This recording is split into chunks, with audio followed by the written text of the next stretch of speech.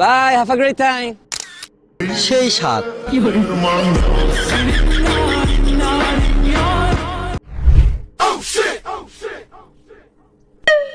আপনারা অবশ্যই ভাবতেছেন যে এও কি পশ হয়ে গেল কিনা, আসলে তা নয়। একটু দেখলাম ট্রেন্ডের সাথে একটু গা ভাসালাম, দেখলাম স্পুন দিয়ে কলা খেলে আর কি কীরকম ফিল পাওয়া যায় সেটা আর কি একটু বোঝার চেষ্টা করলাম।